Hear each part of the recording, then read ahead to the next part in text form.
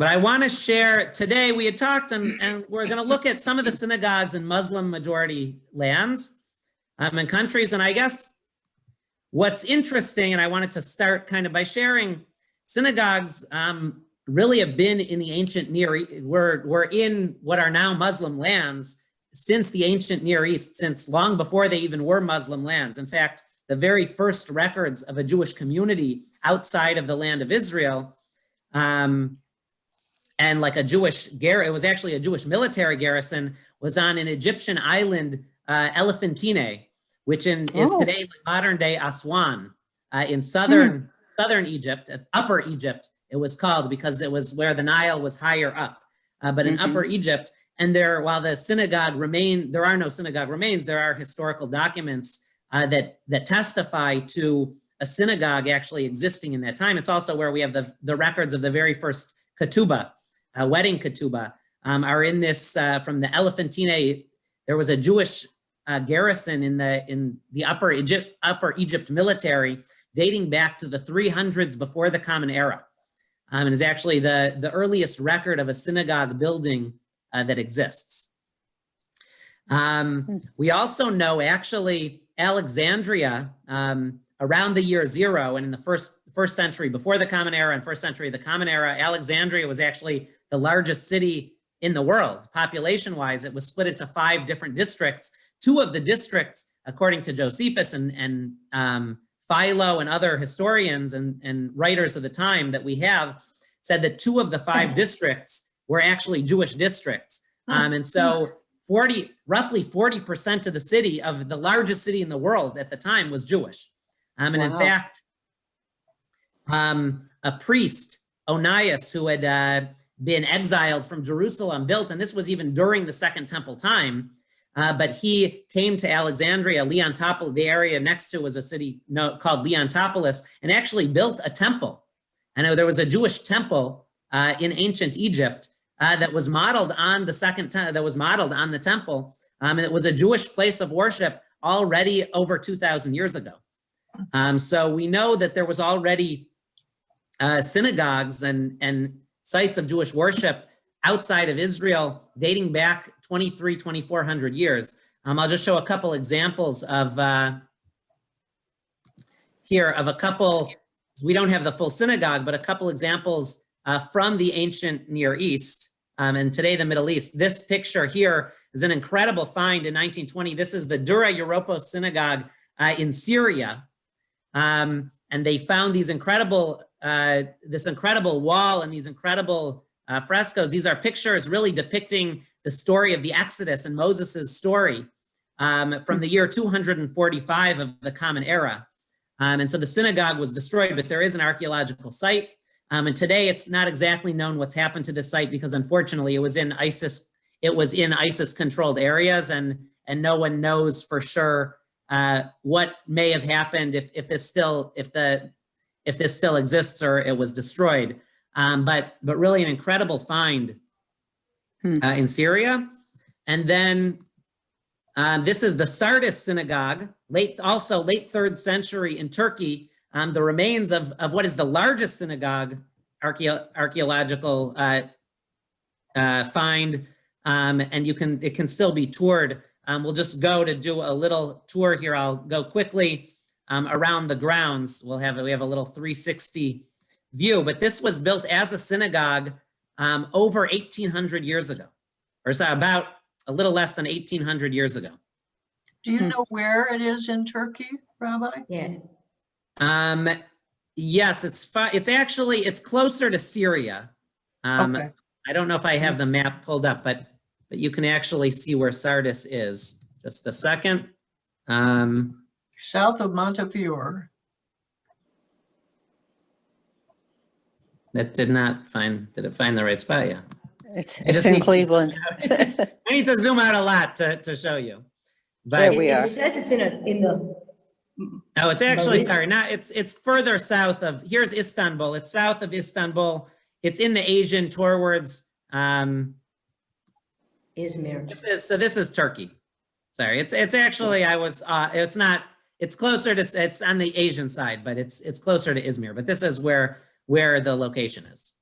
Okay, that's very safe and secure from ISIS over there, sure. Yeah, no, this site is definitely not in an area that anyone was concerned that it would be destroyed, but the Dura Europos synagogue,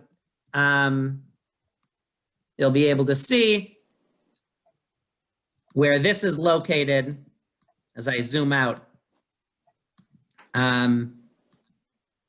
is near the Iraq border and definitely not in the safest place, as you can see on the map. And that part of this is the reason why people haven't been able to go recently to see how it's how the synagogue has fared. But here's the Sardis synagogue. So there have been, since long before these lands became Muslim lands, there have been synagogues that were built as Jews spread out. The first diaspora from this land of Israel was, of course, to lands around the land of Israel. And so we still have remains or architectural discoveries of synagogue structures that existed already as many as 1,800 years ago.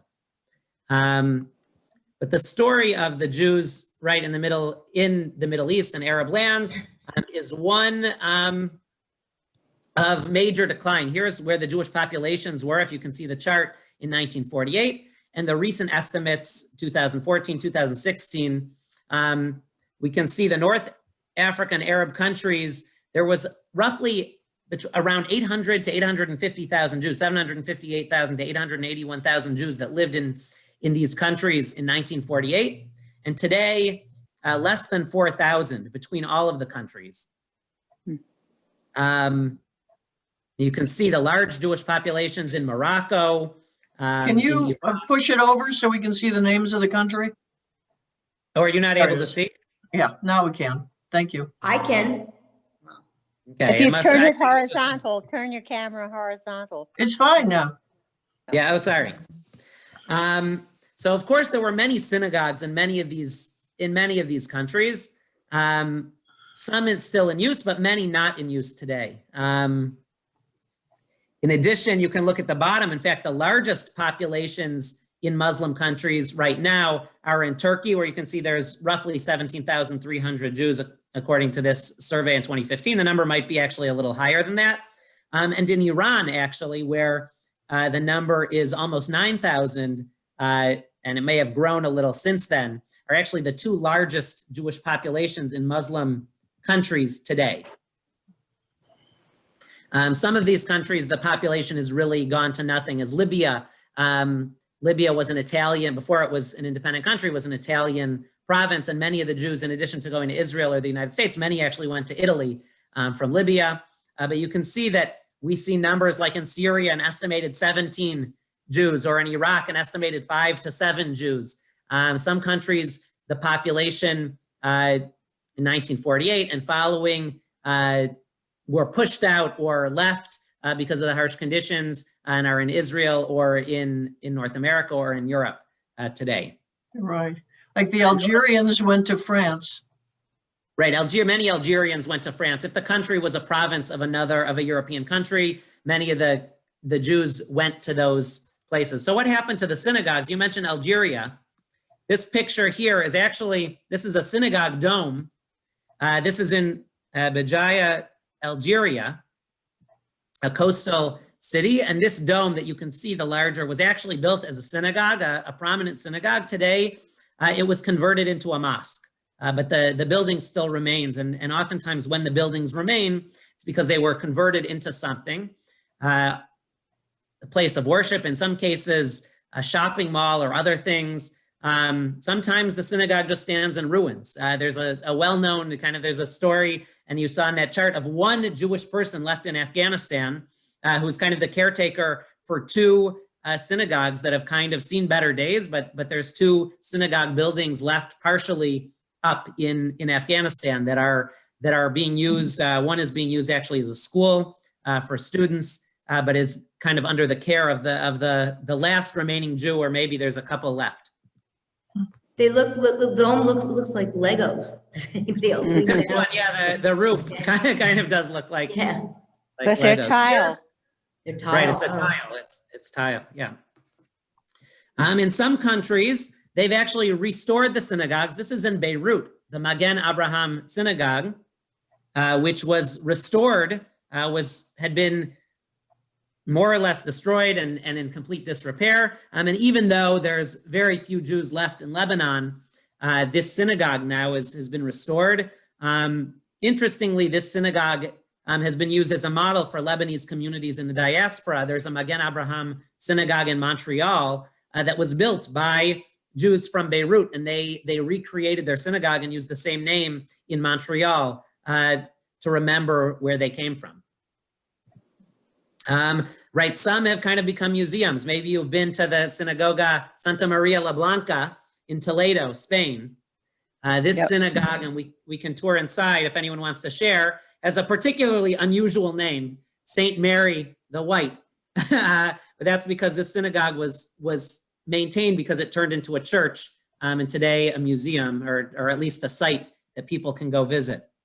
Does anyone want to share if anyone's been to Toledo and to the synagogue, or maybe you've been to Cordoba, which I didn't put here, but also has a synagogue site that was long abandoned but can be visited today. Here you can see the tourists checking it out. Right, but this would be a Catholic country, not a Muslim country. Right, well, yes. However, Toledo, this particular example, Cordoba is a better example. Today it's a Catholic country, but southern Spain and Cordoba was a Muslim Moorish territory before it was overtaken by the Catholics. And there's still a statue of Maimonides there. Right, in the square in Cordoba, yes. Yeah. We were there in Toledo. We were there at one time. The Iberian Peninsula had almost 30% Jews and 30% Muslims. I was told by our guide. We did a Jewish Iberian Peninsula, and I remember we were there.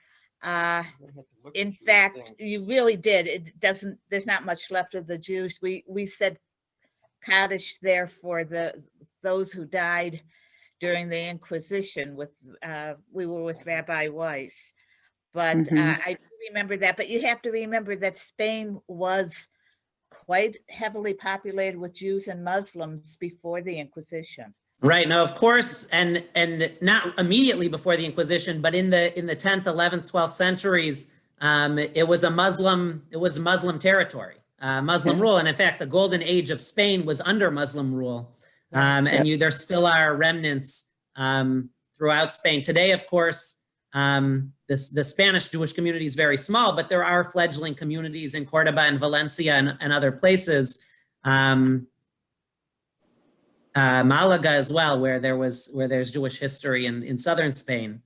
But legally, the Inquisition was actually still on the books in Spain until 1991.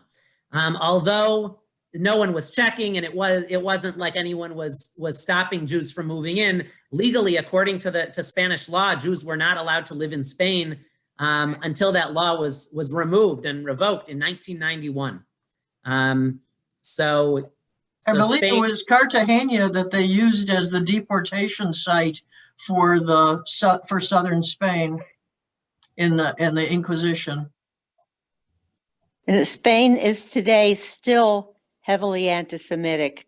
I encountered in a town square, there was a poster on a wall, and my Spanish isn't great, but basically there was a Star of David with a $sign in the middle, and it said, "We have to stop fighting Jewish wars." And unfortunately, and their prime minister is very anti-Semitic.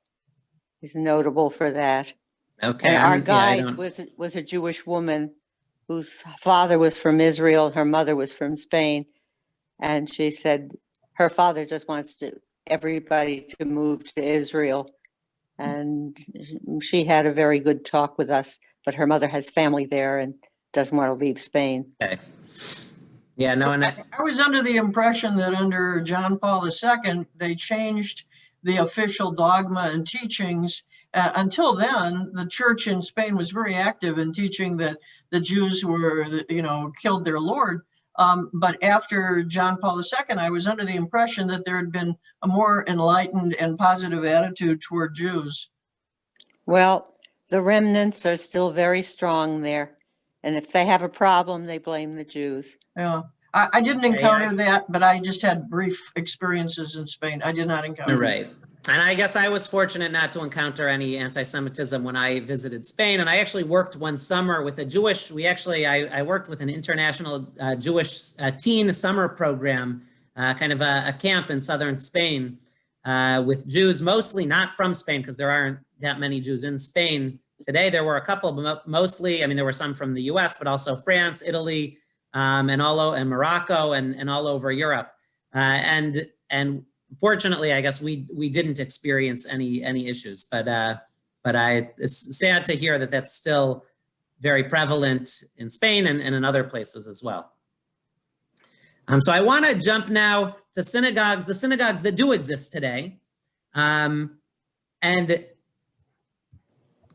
you can't start. One synagogue that I definitely want to share is the Al-Ghriba synagogue on Jerba Island in Tunisia. This community, really a fascinating community. According to local legend or local tradition, the first Jews came to Jerba Island in Tunisia following the destruction of the temple, the first temple in Jerusalem in the year 586 before the Common Era. According to tradition, a group of Kohanim, priests, escaped slavery by making their way to this island, and still the community is largely Kohanim that live there. At one time in Tunisia, numbering 100,000, today just about 1,500 Jews are left on Jerba Island. And this synagogue, not the original synagogue, this most recent synagogue was built a little over 100 years ago. But the Al-Ghriba synagogue, this really a blue synagogue, a pilgrimage site. I brought to show some pictures, particularly on Lag BaOmer, is a pilgrimage site for Jews from across North Africa. And you can see kind of the protection that the synagogue needs. Unfortunately, there have been a few attacks. A large attack which killed a number of people actually on Purim at the synagogue. This is the courtyard here. And a little of the inside of the synagogue that we're looking at. This is the little sign that they have. If you can read, I'll just read here. I can maybe zoom in. But the sacred and antique place called Al-Ghriba, the stranger, dated from the year 586 BCE. Since the destruction of the first temple under the rule of King Nebuchadnezzar of Babylon, it has been restored during the centuries and represents today the spiritual center of the studies of Torah and admiration of divinity. This is kind of the sign that they have posted on their synagogue. But this community really is an ancient community. And I'll stop. I don't know if anyone's been to Jerba Island or to Tunisia, the Tunisian Jewish community, which really has ancient roots. And while the community has diminished in numbers greatly, with Jews leaving for Israel or France or the United States primarily, and sometimes elsewhere, this is really a synagogue or a Jewish community with a very proud history. And is this island, it's in the Mediterranean, I take it, but can you give us some idea of why this island and where it is? Wait, Yeah, this island here, let me. I've never heard of it, so. Yeah, so I'll just share quickly. This island, I couldn't say why they chose this specific island. This is was kind of a place that they could that the Jewish community was able to escape to, or that a group of priests were able to escape to. The island has actually been known by Jews throughout history as the island of Kohanim, and has had a historic community. I'll show you here's a map of where the island is here, just a second. It is in the Mediterranean. And I know that Carthage, which was a big center of the ancient world, was in what is today Tunisia, I believe. Yeah, so here, if you look at the map in the smaller corner of this picture, you can see Libya and Tunisia. And in the zoomed in map, we see Jerba Island with the cities Ajim, Galala. If you see this island kind of off the coast, this is Jerba Island.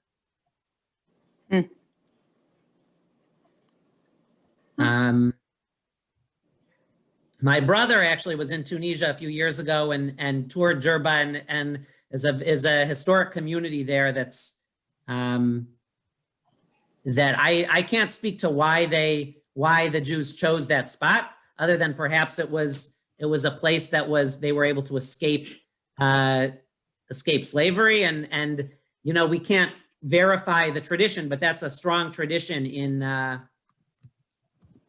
the community, that the Jewish population here dates back all the way to the destruction of the first temple.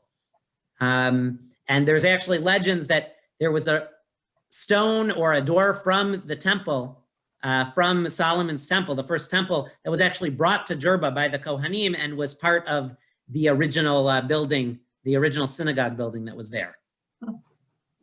Amazing. So this synagogue still is in use today by the 1,500 Jews in the community, particularly noted for Lag BaOmer, when Jews from across North Africa and Israel, Jews of North African ancestry, actually come to make pilgrimage to this synagogue. So while many communities have shrunk or disappeared, there still are Jewish communities that exist, and El Griba is perhaps the greatest example of a historic synagogue and community in North Africa. I'm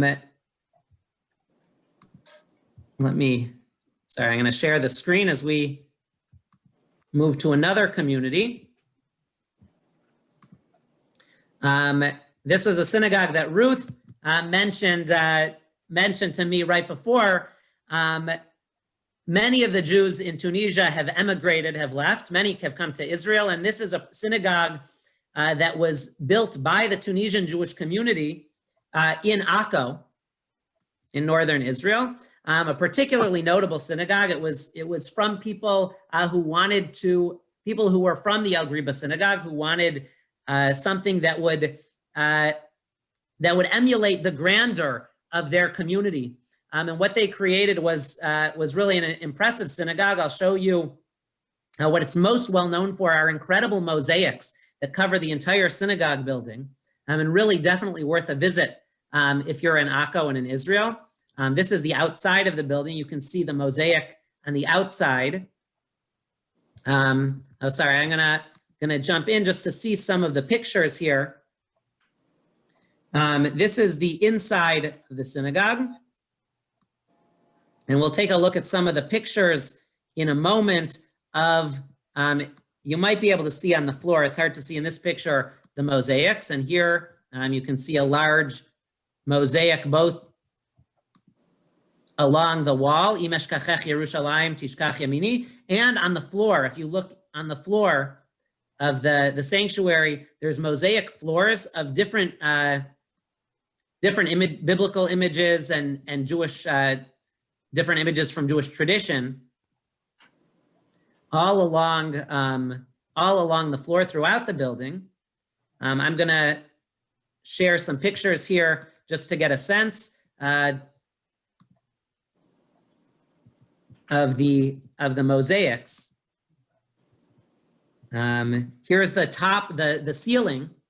You can see is a mosaic that that covers the ceiling. These are actually this is mosaic that's also pulled from an ancient synagogue that was discovered in an archaeological site in Israel. These are really the astrological signs from Jewish tradition, which also, while it's not something Jewish, it was something that was adopted by in some ancient Jewish synagogues, and so they took that mosaic style.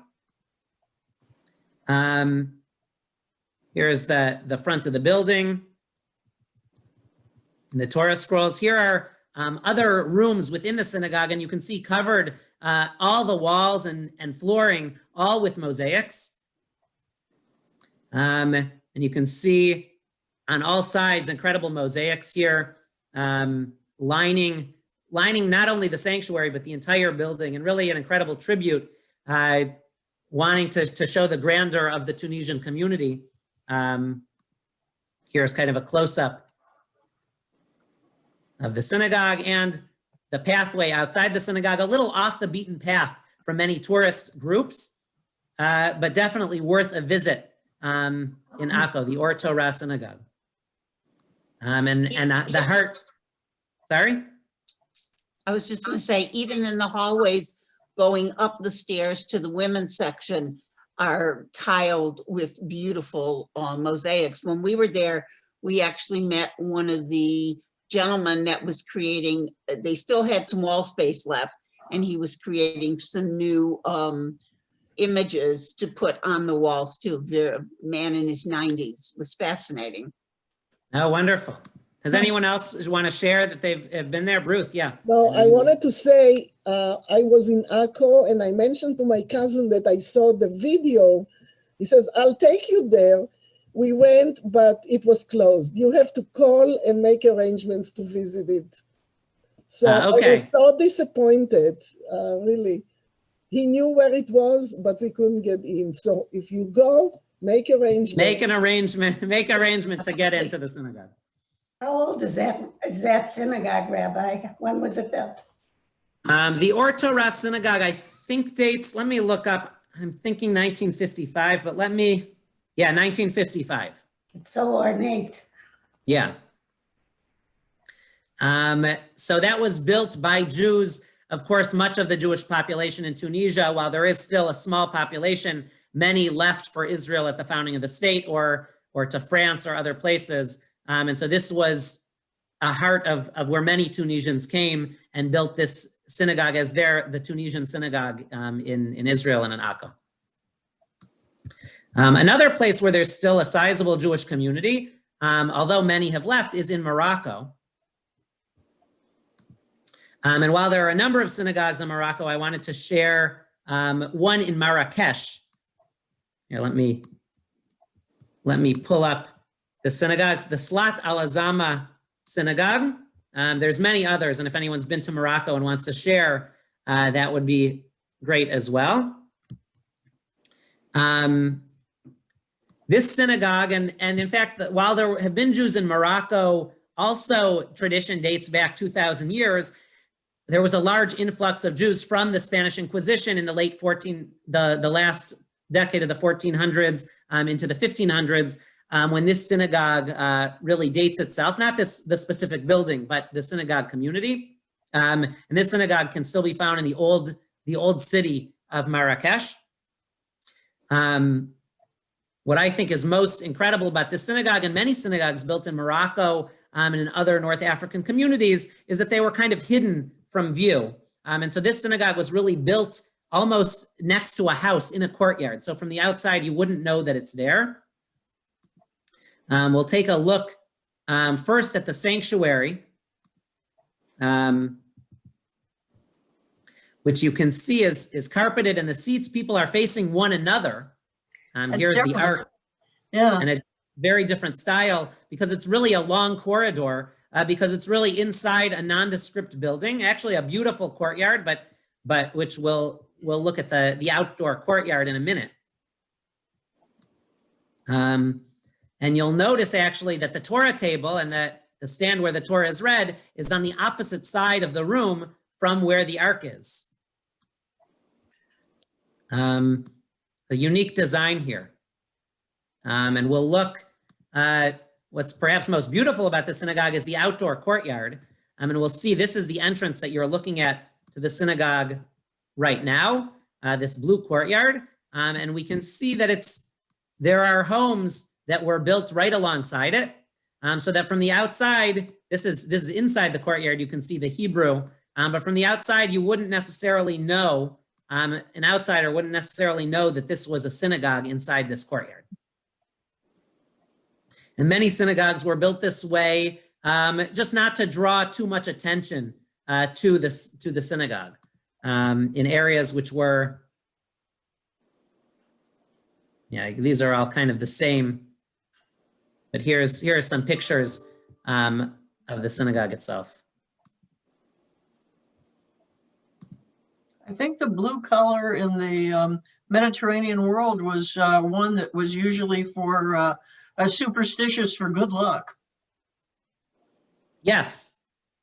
Yes, and a color used by Kabbalists as well, seen with mystical spiritual powers in a sense.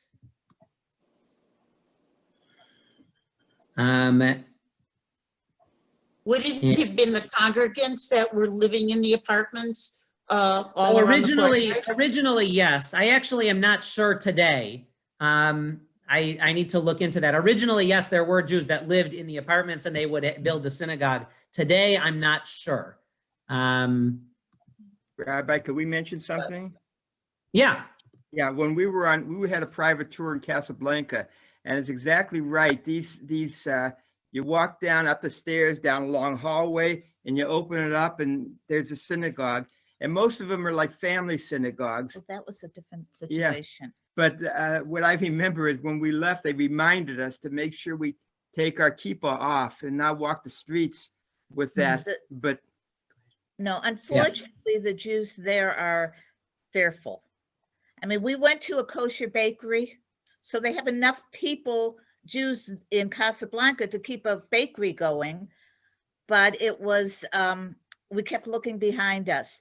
And the families had little chapels of their own. We went, like I said, I felt like I was in a James Bond movie, down alleys and up staircases and that. And I think a lot of them are fearful to go out to the synagogue for services. And that's why.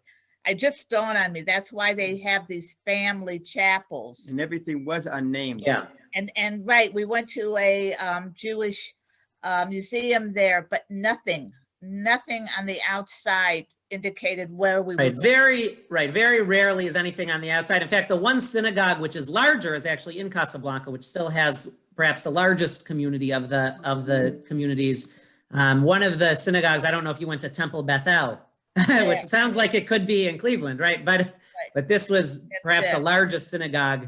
That's the one we were in. Yeah. We did some prayers. Our guide was Jewish.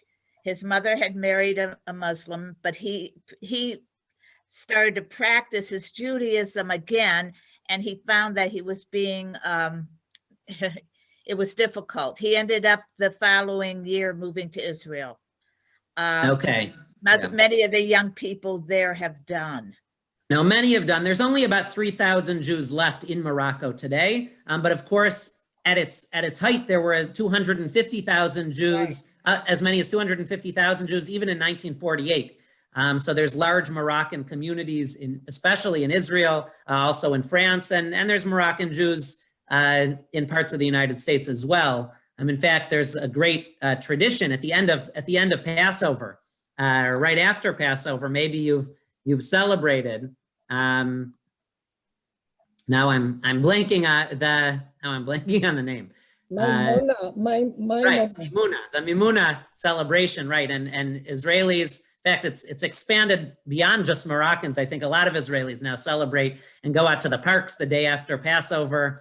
They make their own pita and have a great celebration, right? But really, it's a tradition that comes from Morocco. Yeah, they still, when we were there, now that maybe was 3 years ago or something, we went to a Jewish community center, so to speak, to eat a kosher meal, but it was constantly looking like, over your shoulder. And I know it was a very vibrant community at one time, but it's not the only place, I guess.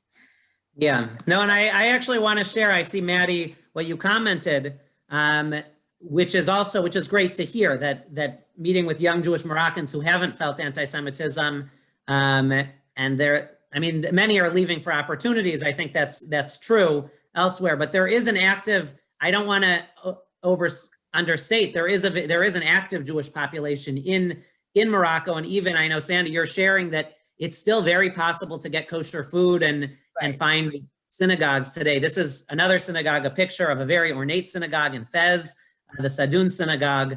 And there are actually many synagogues that are active throughout Casablanca, Fez, Marrakesh, Rabat, in particular, and Tangier as well, that still have synagogues in use, as well as Essaouira, which is a smaller community, but there are synagogues throughout Morocco that are in use still today.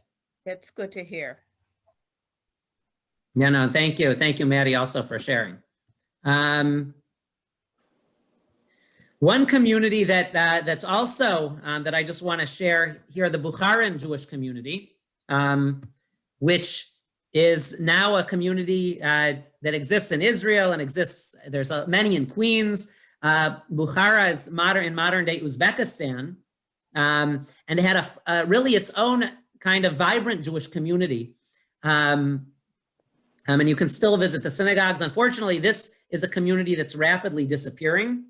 But we can still see in Samarkand and Bukhara and Uzbekistan, in Muslim areas, that there still are beautiful synagogues that resemble the style of architecture of its time. Today, the community numbers possibly under 1,000. And is in danger of disappearing.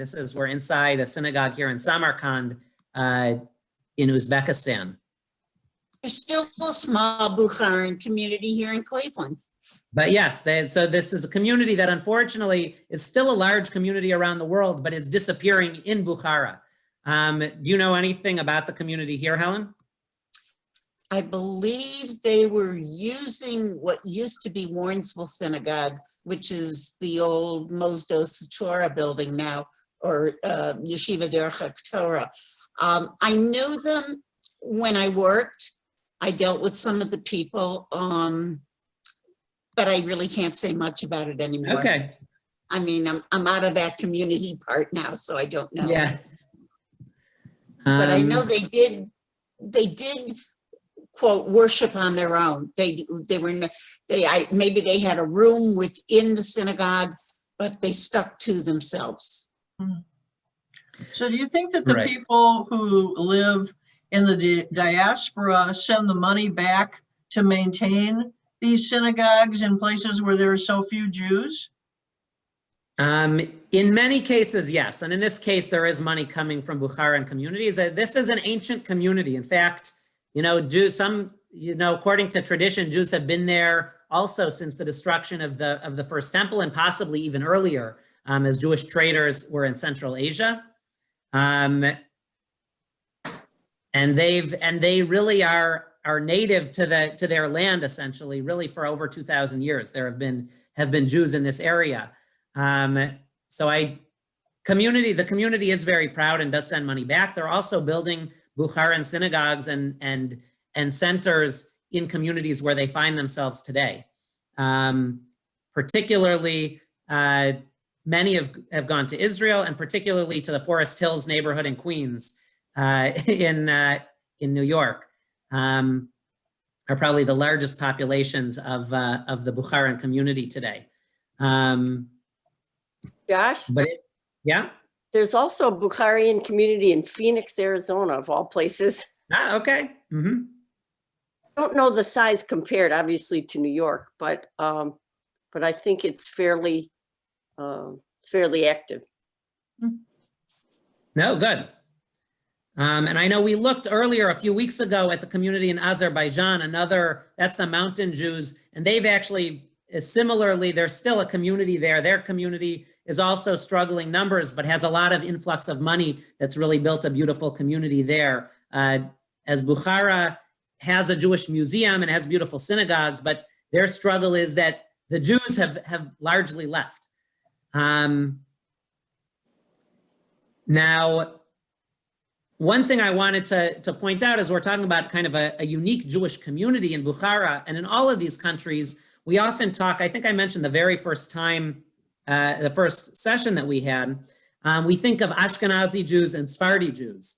But the reality is that for many of the Jews, and really the Jews that historically are from these countries, they had their own distinct practices. They weren't Ashkenazi or Sephardi, they were Bukharan, or Tunisian, Eidot Mizrach. Each country had its own unique practices, the Iraqi Jewish community, the Maghreb, the North African Jews. After the expulsion from Spain and Spanish Jews came especially to North Africa, the prayer services and the traditions became intermingled, and we know them today often as Sephardic Jews. But really each of these countries has their own unique history and their own unique traditions that are specific to their Jewish communities. If we look back further, we see that, I want to just share a few other synagogues here. Before we look back further, there were other splits in the Jewish community. This synagogue, I'll just share, I forgot I had the Ahrida synagogue. Istanbul today is actually the largest Jewish community in a Muslim majority country, roughly 20,000 Jews. This synagogue I wanted to point out, built, and this is the oldest synagogue still standing and in use in Istanbul, has been around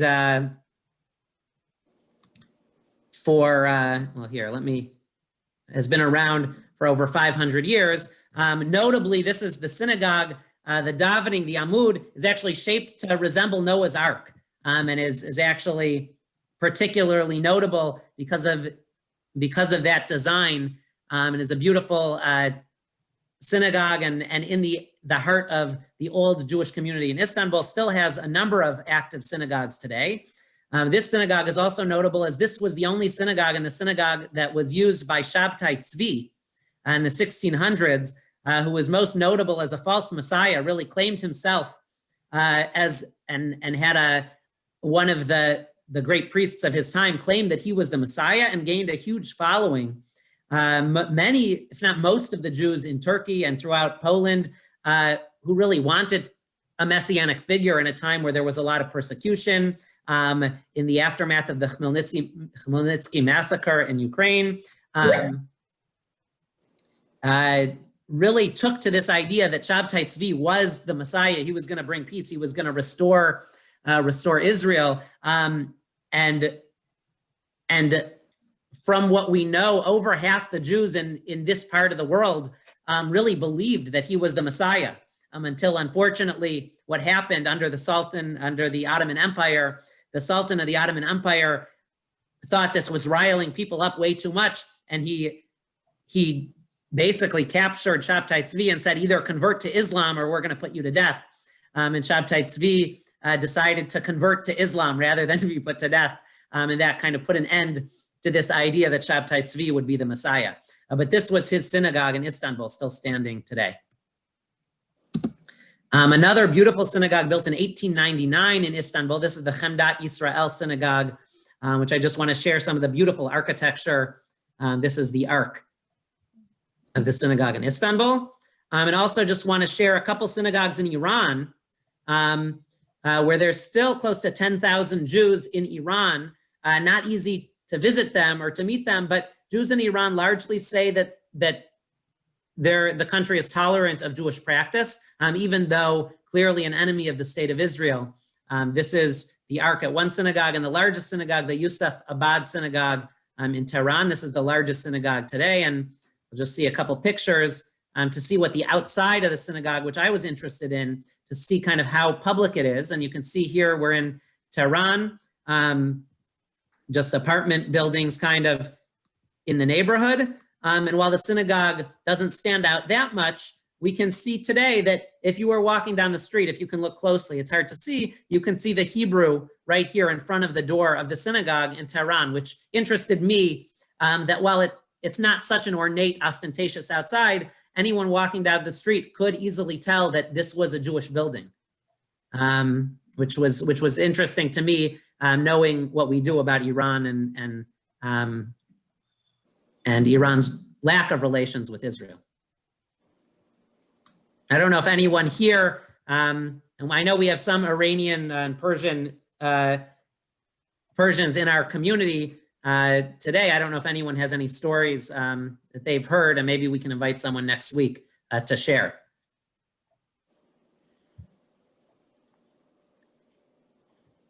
Bijan Simchai. You might want to talk to Bijan Simchai. Yeah, Bijan.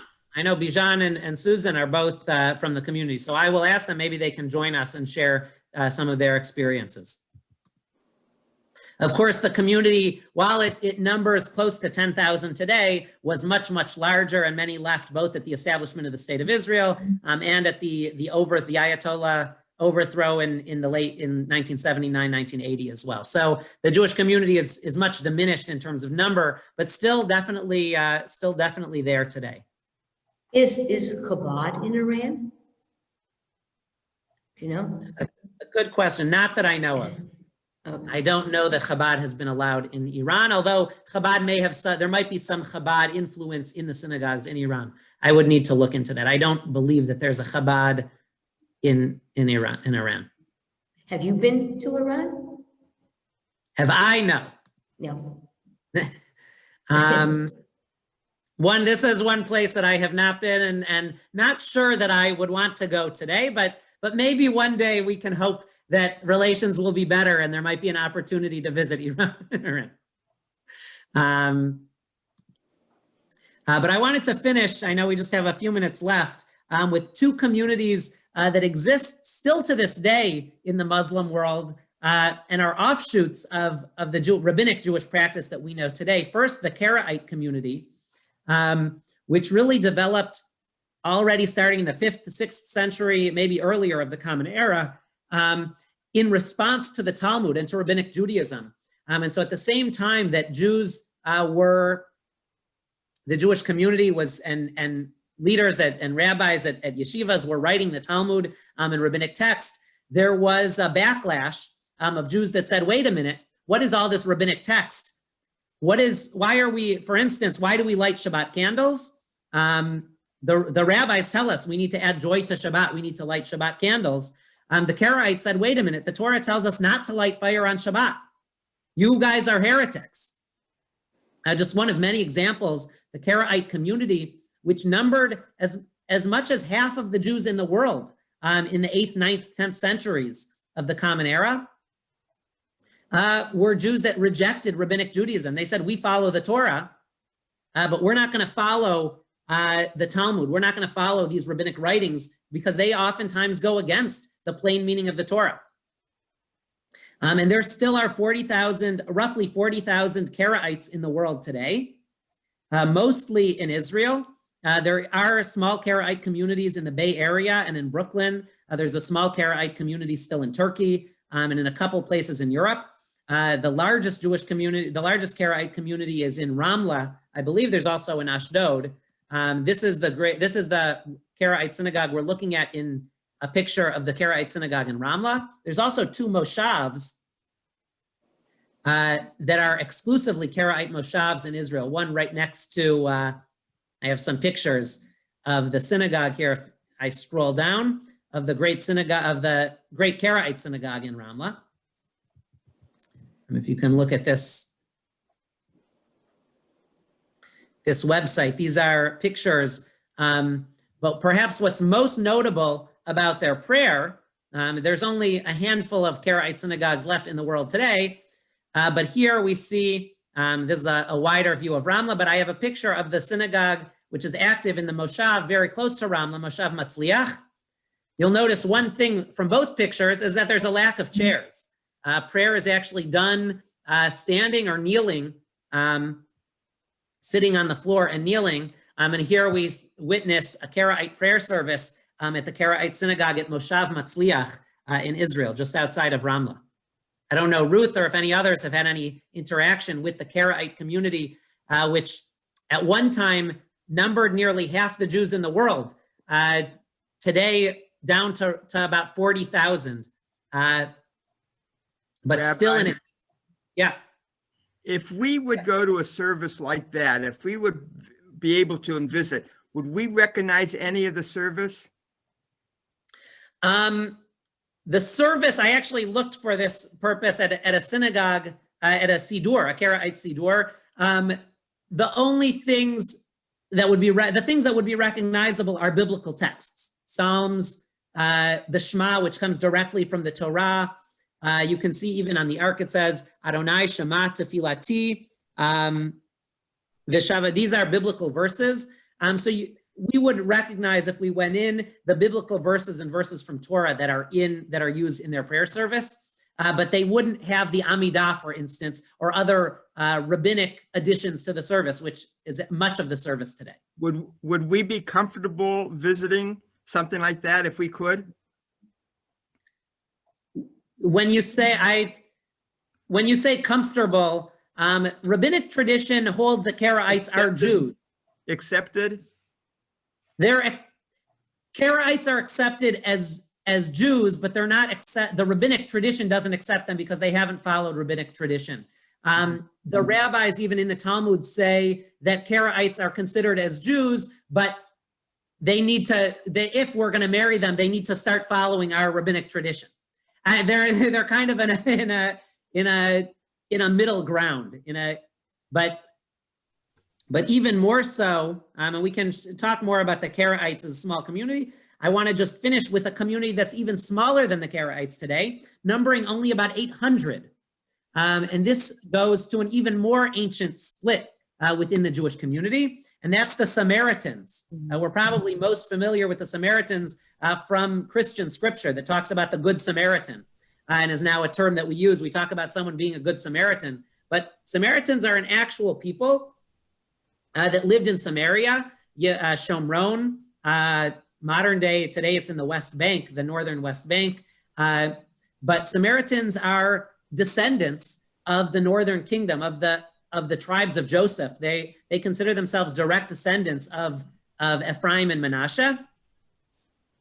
Once there were 1 million Samaritans in the world. Today, numbering under 1,000, split really between two centers, Holon, where they've been given refuge, and the rest live in their site of historic importance, Har Gerizim, Mount Gerizim, just outside of Nablus in the West Bank.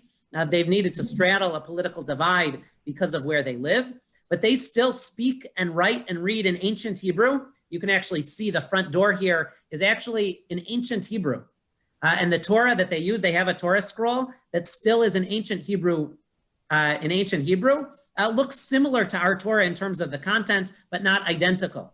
And they have a practice that they believe dates back, and they are the originals, if you will, the original and inheritors of our tradition.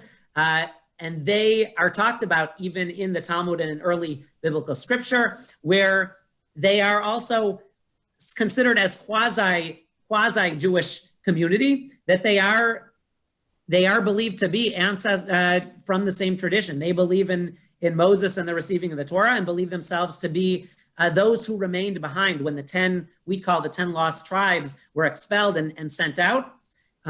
These were the Jews that remained, and they link their lineage to being in Samaria since the expulsion, since the destruction of the first temple at 586 BCE, and before. This is the ancient community that still exists today, whose numbers have shrunk mightily, but are managing to hang on and are looking to find ways to hang on, and have been given refuge and the opportunity to build their own synagogue and community in Holon, as kind of a suburb of Tel Aviv. So I'll stop the share there, but those are kind of two unique communities that still exist and existed through Muslim times and in Muslim lands, and today still exist in small numbers with connections, although they don't practice Judaism the way we do today, still have connections to the Jewish community. And fascinating to see that there are still small communities that exist. Rabbi, Yeah. did I read somewhere that the Samaritans practice sacrifice? I might have mentioned that. So the Samaritans do practice the Passover offering and the Passover sacrifice. And they've actually have just on Mount Gerizim, they've built an amphitheater for that purpose, that the community all comes together on Har Gerizim for the Passover offering and the Paschal offering and sacrifice. And I actually, when I lived in Israel, I didn't go to the offering, the actual Passover sacrifice, but I did have an opportunity to visit the amphitheater that's used for that purpose. And fascinating to see this ancient community for whom Jerusalem is not the holy site, but actually Mount Gerizim, which is mentioned in the Torah, is their holy site and was the holy place where the altar was in the northern kingdoms of Israel, in the kingdom of Ephraim, dating back even before the temple in Jerusalem.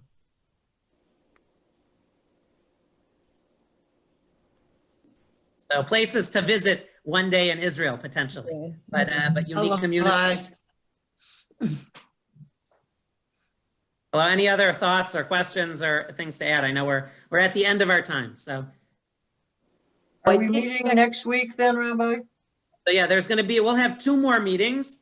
Next week, as it'll be Erev Chanukah, we'll look at synagogues, Greek synagogues and synagogues with a connection to Greece and the Greek Empire, and ways that the communities have interspersed in a sense. And then we'll meet one final time on December 17th, and look forward to having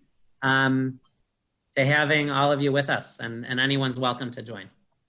And I don't know if you have that link I sent you about the Wandering Jew on December 13th, a program being offered by a 3rd generation, Holocaust family group in the Washington, D.C. area. Which is also about a young brother and sister who travel the world, and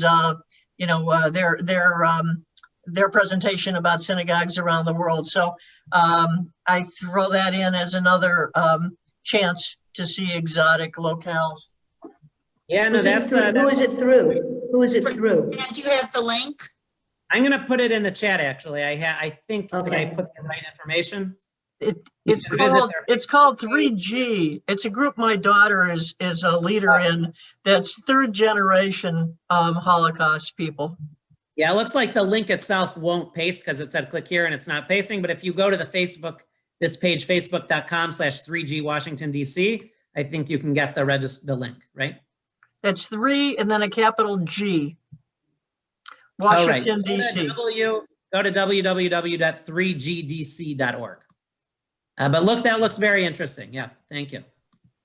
A little bit younger people.